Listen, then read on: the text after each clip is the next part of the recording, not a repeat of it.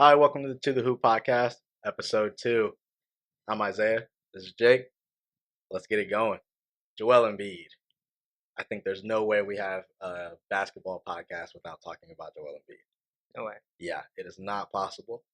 I have been hearing the theory for years, and I didn't really understand it too much until this year about him running from other great big men in the league. So I was looking back at the last couple of his games. This is what I got. He sat against Cleveland, Jared Allen. He played 15 minutes against Wembanyama. He played against Boston, but Porzingis had just came back and only played 13 minutes. He played against Utah. Cool, but like Walker Kessler and Joel Embiid aren't really on the same tier. He sat against Golden State. He sat against Brooklyn. He came back against Phoenix, but Nurkic was suspended. He was out against Washington. And then he was set to play against New Orleans, and then got the news that Zion was back and took the next game off for rest. What are you making of that?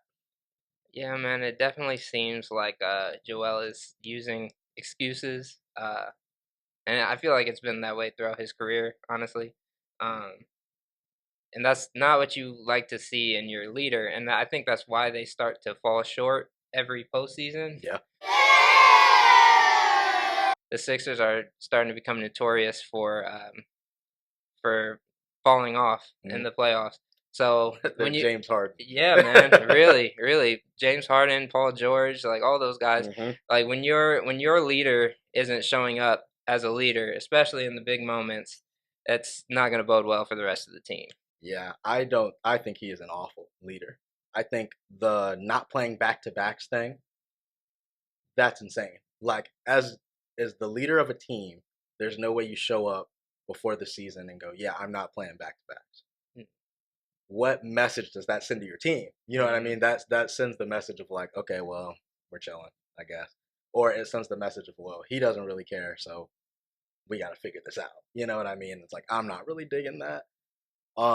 He's also super injury prone, which everybody knows that by now. And I got a stat for you. They are 7-6 with him. They are 8 for 15 without him. So he is actively hurting the team. Actively hurting the team.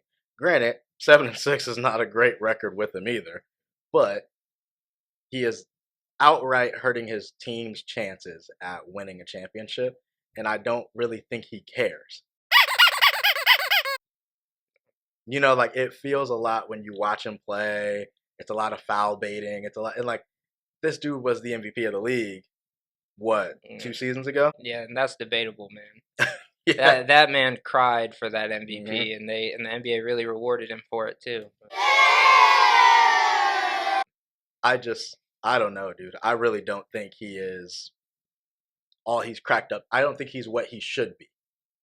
Like, I feel like there was a time period where like big men dominated the league, and him being this soft is crazy to see now. Yeah. And you can't afford to crumble like that against the best bigs in the league. I mean, has that man ever even played against Jokic? I don't know. I'll have to pull up that stat and bring it in a different video. But I swear, every single time it comes time for the Sixers and the Nuggets, that man is on the did not play list. He did the same thing with Sabonis the last time they played Sabonis. He played like I think 1 or 2 games, and then it came to play the Kings and rest or knee soreness, and it's like, dog. Every time there's a dominant big man, or every time there's another good big, like he doesn't play against AD. He barely plays against AD.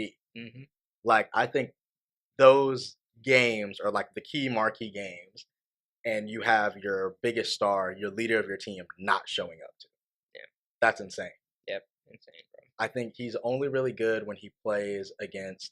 Not even really good because he's a decent player. He has a good moveset when he's not foul baiting and not crying. He has a good moveset.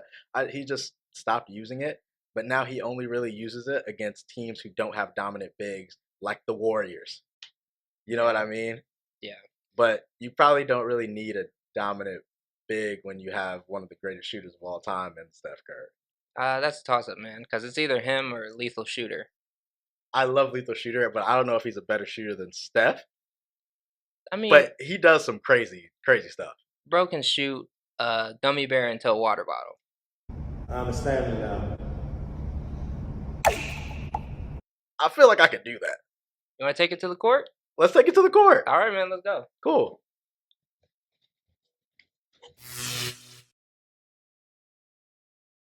Yo, so everybody seen the video? Shooting gummy bears into a water bottle from 3-point range. Let's see if this is real.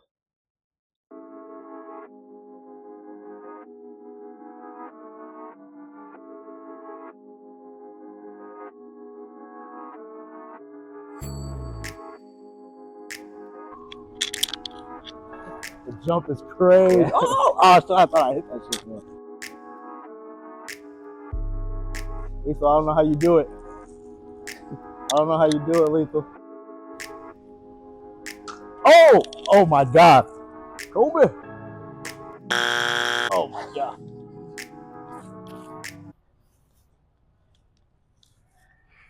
Do you understand it? I understand it now. I don't understand it. Well, that didn't work out. If you enjoyed our attempt, go ahead and tag Lethal Shooter in the comments. And let's see your attempt. I want to see you try it.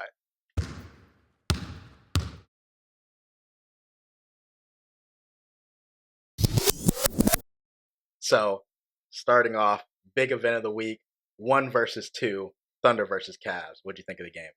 I thought it was a really good game, man. I thought it was competitive up until that fourth quarter where the Cavs really just pulled away and they showed just how dominant they can be. And they really made a statement to me that they might be the team to beat right now. I think we'll see. I think we'll see again for sure if they can pull off 2 wins in their rematch game against the Thunder. I think that's going to be a really big statement. But as of right now, to me, after watching that game, I think the Cavs are really, they're really contenders. They're legit, and they're the team to beat right now. I disagree. Okay. I disagree with that take. I think that they had success, and that it was a great game, back and forth the whole time. But Hartenstein and SGA both in foul trouble throughout that game. So the Thunder kind of had to adapt, you know what I mean? And like they both still had great games. Like SGA had a great game, 31, 5 boards, 4 assists, but 5 fouls. Isaiah Hartenstein, 5 fouls, but he almost had triple double. They both had great games, and I think that is where the Thunder miss Chet sorely. Yeah, They missed Chet so bad. Yeah, because having Hartenstein out there was cool, but in that event, to just give the ball to Chet and be like, go to work, is perfect. However, I also think Chet would help them significantly on the defensive end because the Cavs bigs were destroying the Thunder, dog. Jared Allen, by himself, had 25, 12, 6 assists, 3 steals, and a block on 9 for 11 shooting. He tore them up.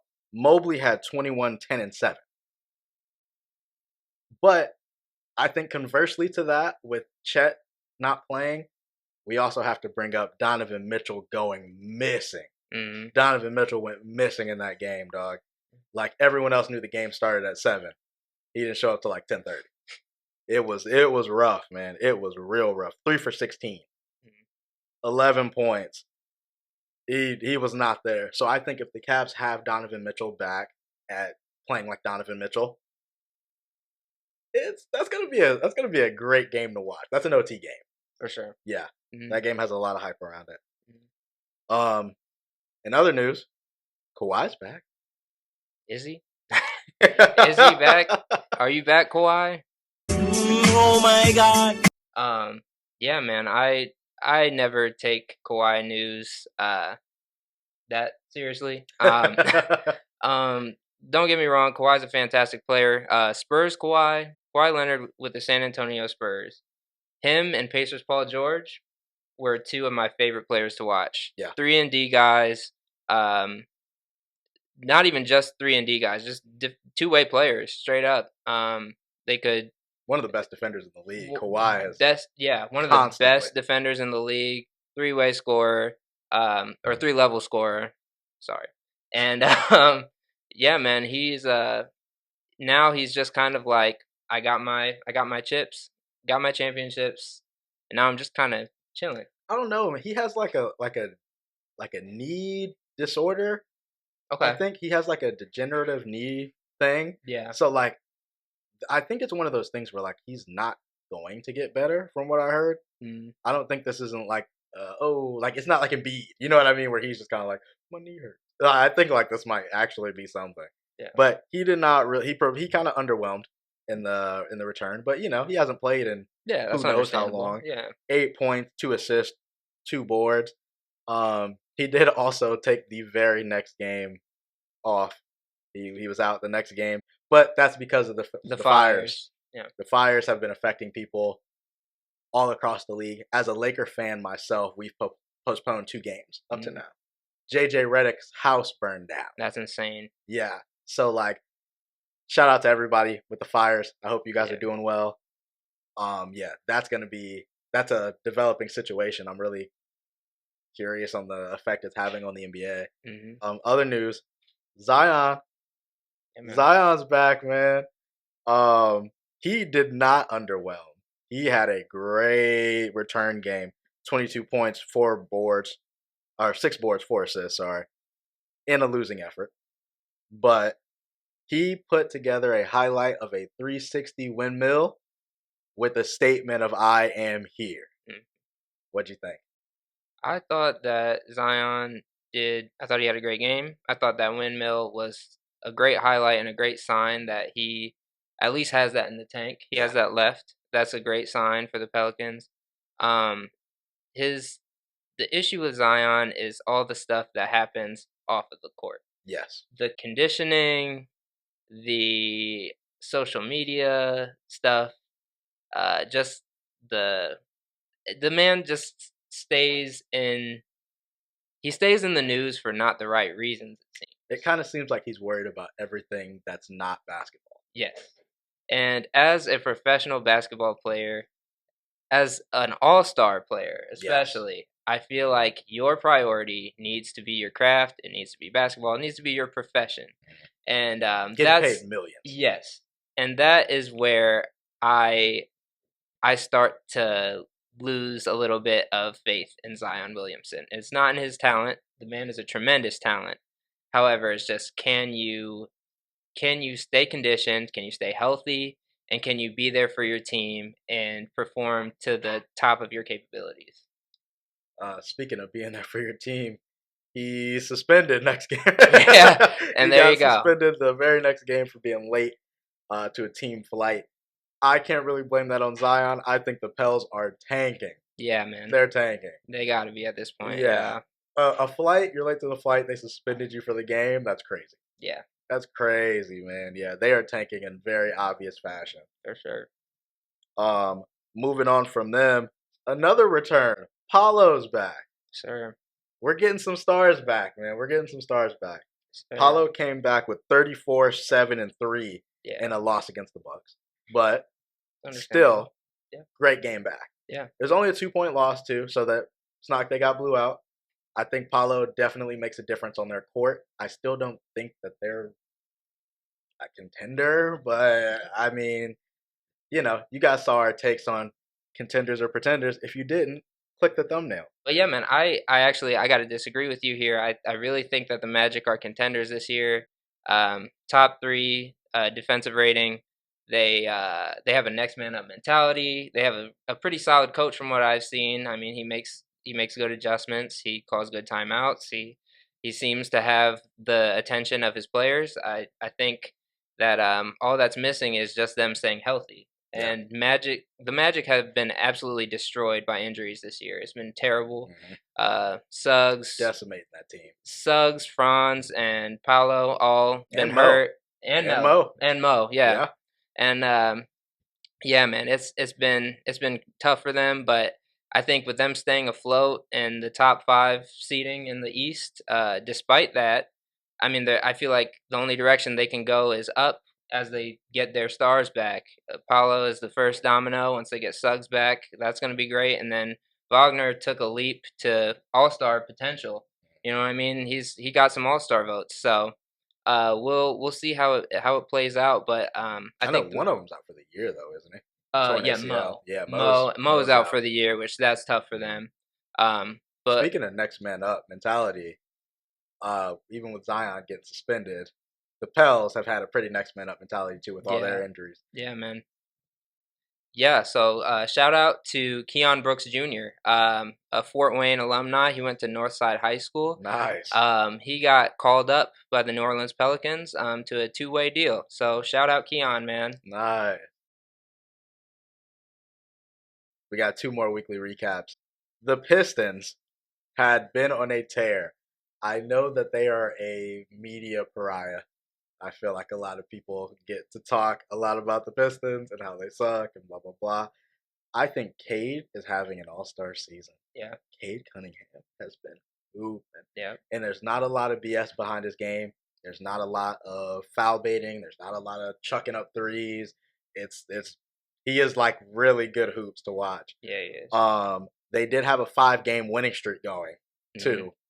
It got snapped by the Warriors, Steph Curry. But 5-game winning streak for the Pistons was kind of insane. Yes. What do you think about the Pistons this year? I think the Pistons, unfortunately, it's similar to a lesser scale, but it's similar to the situation as me being a Knicks fan, right? It's that stigma that they're a bad team, and so let's just make fun of them in the media, right? And I feel like that's kind of the same situation that the Pistons are in right now because they've been bad for so long. I think it's kind of just the fun thing to do to make fun of the Pistons. But the Pistons have made some really serious noise this year, in my opinion. They've beaten some really good teams.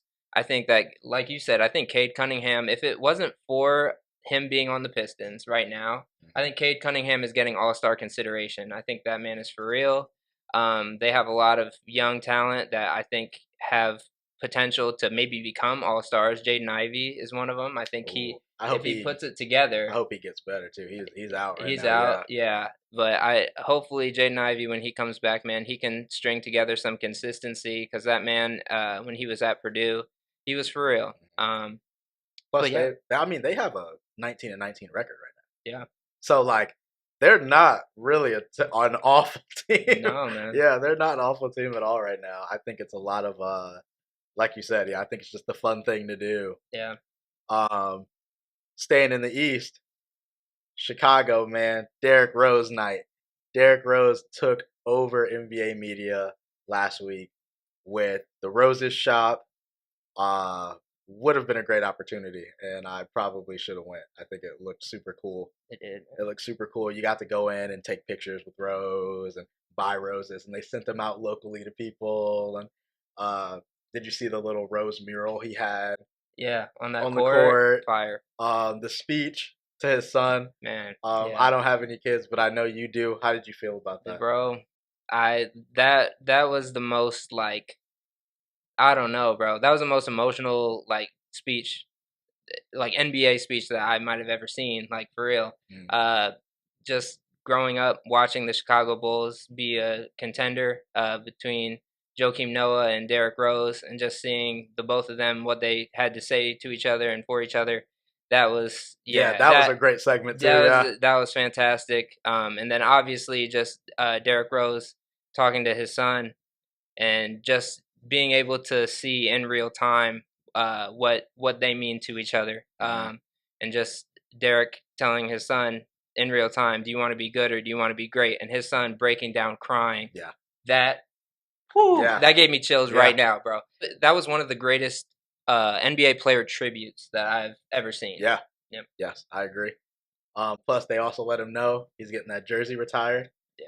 Next year, I don't think they put a date on it, but yeah, next year, Derrick Rose #1 goes up in the rafters, man. I think that's gonna be cool.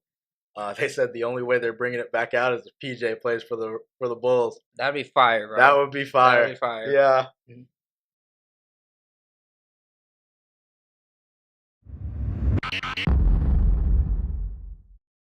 So now we're about to get into Defend or Destroy. We're each going to give each other prompts. One person has to defend, one person has to destroy. I'll defend first. I like it. All right. So the first one I have here is Kobe Bryant is greater than LeBron James in the GOAT debate. So here's my defense. Okay. LeBron beats out Kobe statistically in nearly every category except free throw percentage. However, Kobe is a player that I'm taking over LeBron because of dependability, and I believe that he is the more clutch player between the two. So first of all, let me define clutch. An NBA clutch shot is a shot that's made when the game is in the fourth quarter or overtime and the score is within 5 points.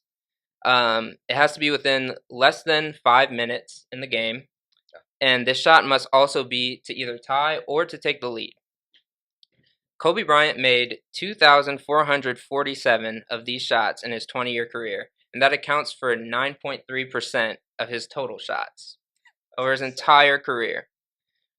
He holds the NBA record for most game winners with 38, including the most in a single season with 7, which was in his championship year in 2009-2010. He has the most fourth quarter points in a single season with 715. He has the most overtime points in NBA history with 415. He has the most 20-point fourth quarters of all time with 11 games. A lot of players have 20 points in a game. Kobe Bryant had 20 points in a fourth quarter 11 times. Kobe has a 23-14 record in the NBA Finals. LeBron has a 22-33 record in the NBA Finals. So not only does Kobe have one more win than LeBron in the NBA Finals, but he also has 19 less losses in the NBA Finals. Kobe has 5 rings. LeBron has 4.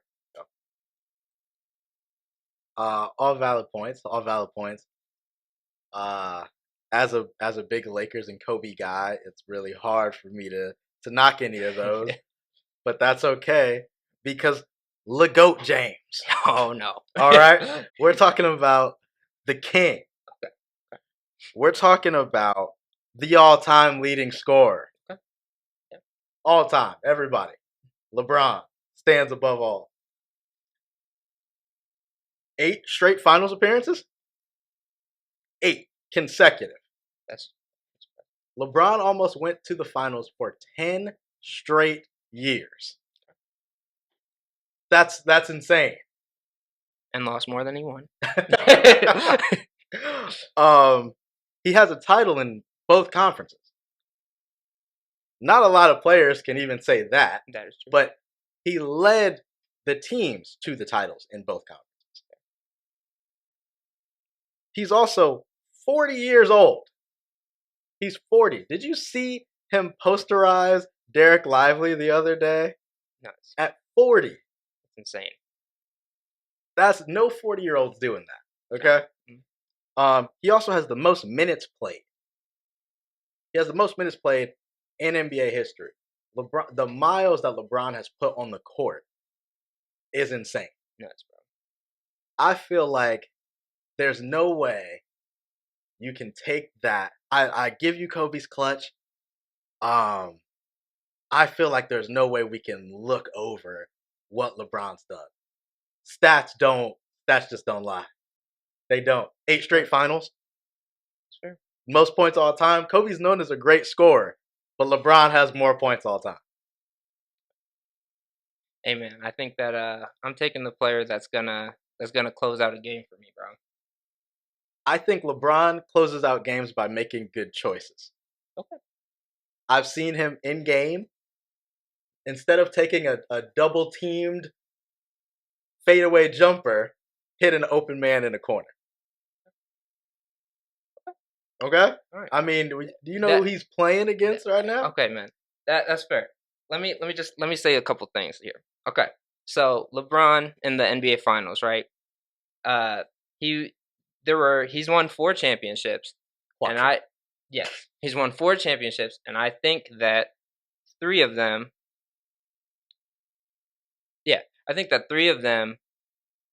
are questionable. questionable I think championships. okay, questionable in terms of legacy, right? The LeBron legacy, because for me, right, I'm talking about who I want to lead my team.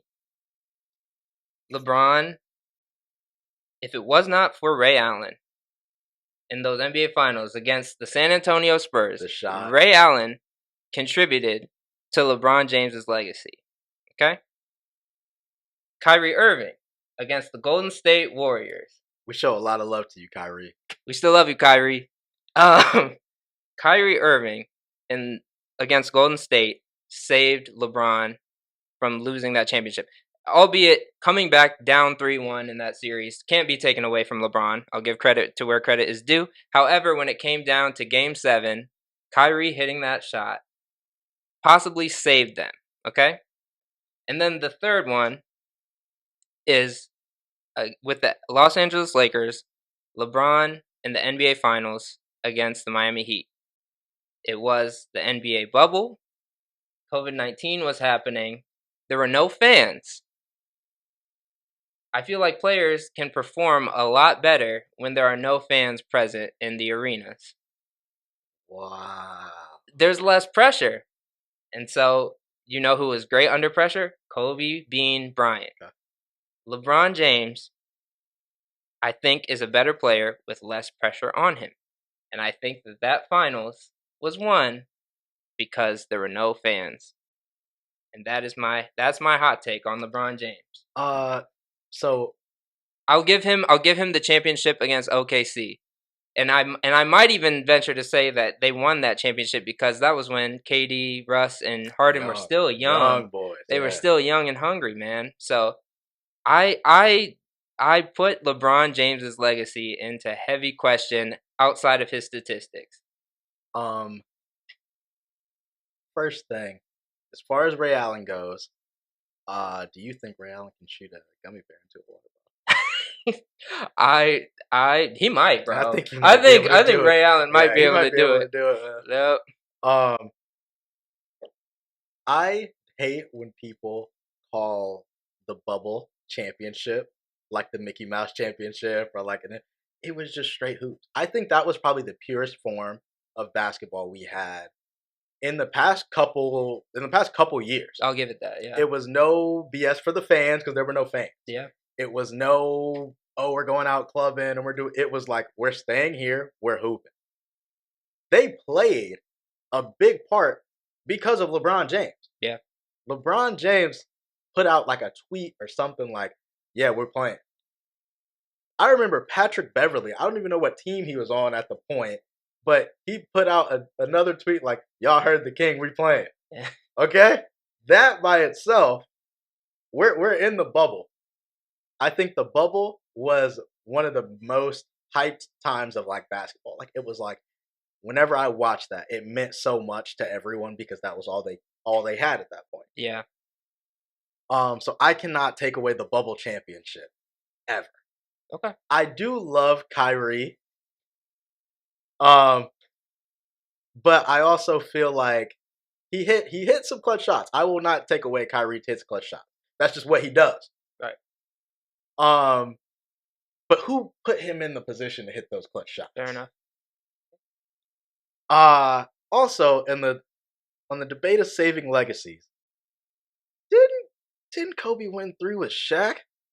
True. Didn't Shaq carry him to at least 2 of those 3? I wouldn't say carried. I would say helped significantly. Oh yeah. I helped significantly would be a thing. Yeah. The rest of Kobe's titles, I can't take away. Kobe did what he had. Kobe did what he did. But I think at least 2 of those we can attribute to Shaq. Yeah. Sure. Also, Kobe has 1 MVP. Yeah. To LeBron's 4, I believe. Yeah. Okay. That's fair. I mean, come on. Come on. Fair. That's fair. I wanna go back to the bubble for a second. Okay. Let's go back to the bubble. T.J. Warren. Woo! T.J. Warren. Okay. T.J. Warren was out there hooping, boys. Okay. Yeah. T.J. was hooping. Tyler Hero, which the emergence of Tyler Hero. Jamal Murray. I think the true emergence of Jamal Murray happened in that bubble. That was a fantastic time for players, like you said, to just hoop and do their thing. That Heat team was really good. Yeah, they were, bro. And you know who beat them? LeBron James. Yeah, man. But my thing is, like, okay, so the first player I brought up, T.J. Warren, he's a hooper. Don't get me wrong, but that man is no longer in the league. That man is playing in the G League now, and the only reason why I know that is because he was playing for the Knicks G League team. So I'm just so for me the question is T.J. Warren really a player who can drop 50 on you on any given night, or is that just a thing where the pressure's off? So I can just come out here and hoop and do my thing. I think certain players definitely benefited from the lights not being that bright. I can agree with that. Okay. But in that same case, didn't that make the bubble more competitive? Yeah, it did. Because now everybody's hooping. Yeah, everybody's hooping. That's fair. I think the bubble was a great time period. We might have to touch on the bubble. Yeah, we might have to touch on the bubble on one of these episodes. That's gonna be a thing. Yeah, bro. I think so. 100%. Okay. Tell us who you think won in the comments. Who are you going for? Who's over who in the GOAT debate? Kobe or LeBron? Topic number 2. I am going to defend the 2000s. I believe the 2000s was a greater era of ball than the 90s. Okay. First off, let's just start with the stars and the all-time players that came out of the 2000s. I believe the 90s had a lot of great players, and I love 90s basketball, but I feel like the whole thing about the 90s, whenever you talk to the old heads, is Jordan changed the game, and defense was so much more physical. I think nowadays it's very lax. I think a lot of times now players aren't playing defense. That wasn't the case in the 2000s. In the 2000s, you had guards like Tony Allen still locking down. Yeah, man, that dude was locking tough. down players. You had everybody was playing hard-nosed defense, system-oriented basketball. I think the 2000s was the perfect mix of physicality and skill. I think a lot of players in the 90s had the physicality, but they didn't really have the skill to back it up. That's not every player. Obviously, there are players who played in the 90s who could play today. But there are some players that, like, you look at these guys and you're like, if you couldn't clothesline a guy, would you be good on defense? That's fair. You know what I mean? Yeah. Like, they introduced hand checking in the 2000s. So you had to actually just move your feet. There was no BS of me being able to just shove you back. You had to move your feet, dog. I think the skill level was just higher in the 2000s. I do. I think the skill level progresses with era. You know what I mean? There was no, granted he's young, but in that time period, but there was no Kevin Durant in that era in the 90s. There's no 7-footer with the dribbling skills, speed, and 3-point shot of a guard. That didn't exist in the 90s. There was no Derrick Rose. Okay? Yeah. Derrick Rose, the physicality, the athleticism. Obviously, there were always athletic players and smaller guys who could get up, but Derrick Rose was different, and guys like that didn't exist in the 90s. Derrick Rose did something every game that I'd never seen before. Yeah. Truly. Every game, Derrick Rose had a jaw-dropping moment. Yes. Kevin Durant, jaw-dropping moments. Yep. Certain players just didn't exist in the 90s, and I think that, for me at least, that's what puts the 2000s as really the greatest era of basketball for me, personally. Just the overall grit. You had players who had their own styles. I think that's a lot of times when, like, hip-hop and the NBA kind of mixed with, like, Allen Iverson. Yeah. You know what I mean? Yeah. I think the 2000s had such great pace for the game that it did so much. I believe the 90s did great. The 90s set a precedent. They set a standard. But the 2000s took that foundation and built the stadium. I'm saying 90s, man. I'm 90s through and through. I think it was more physical and more competitive. I know that there might be a little. I do appreciate what you said about clotheslining boys. You know, Mhm. it's because it's like it's true. If you have to basically foul guys in order to play defense, are you really playing defense? Mhm. However, my argument is that made the game just that much more competitive and that much more fun to watch Okay. because when you get physical with guys, that brings out the competitive edge in your opponent, and that also brings out possible fights, possible, and then you're But getting what are we headlines. watching Right? What are here? we? Right? We watching basketball or watching or wrestling, but yeah, man, I think that I think hand checking to be more physical for defense. I think it made it harder for the offense to operate, and I think that's a big reason of why the NBA is declining in viewership now. Mhm. I think that it's getting too offense overpowered right now. I think the '90s was a great time to watch defense be played. Whether it was legal defense or not, debatable, but it was defense nonetheless. Um, 8.4 steals per game to 7.6 in the 2000s. So there was almost one more steal per game in the 90s, which the steals lead to transition baskets, exciting highlight alley oop plays, dunks. Okay. I think it was good for viewership. I think in the 90s there were only 497,206 fouls called over that decade. And you compare that to the 2000s, 2010s, which had 531,581 fouls called in that decade. And that's over 34,000 fouls within a decade being called. Okay? So if you want to talk about getting soft, debatable. However, I do think that is a thing. But do you Um, think that is the 2000s? You think the 2000s are where foul baiting started? Maybe not even foul baiting. I just think that the referees were looking too hard into contact. Um, They were trying to stop guys from getting thrown out of the air. okay, that's debatable. But I think that I don't know, man. This is so hard for me to defend right now, bro. But yeah, man, I can see how the physicality might have been a little bit too rough in the '90s, but I really do think that it made the game more competitive and more enjoyable to watch. And also, you had your NBA enforcers and physical players that are icons to this day. You had guys like Charles Barkley, Bill Laimbeer on the Bad Boy Pistons team. You had David Robinson on the San Antonio Spurs, Reggie Miller, Charles Oakley, Dennis Rodman, John Starks. Guys that were known as hustlers, defenders, hard nosed dudes that would go out there and just really do the dirty work for you. And then NBA nicknames were just a fun thing in the '90s, bro. NBA nicknames are undefeated. You had Hakeem the Dream, Elijah. You had David the Admiral Robinson. You had Dennis the Worm Rodman. You had Gary the Glove Payton, Michael Glove. Michael Air Jordan, and Reggie Nick Killer Miller, bro.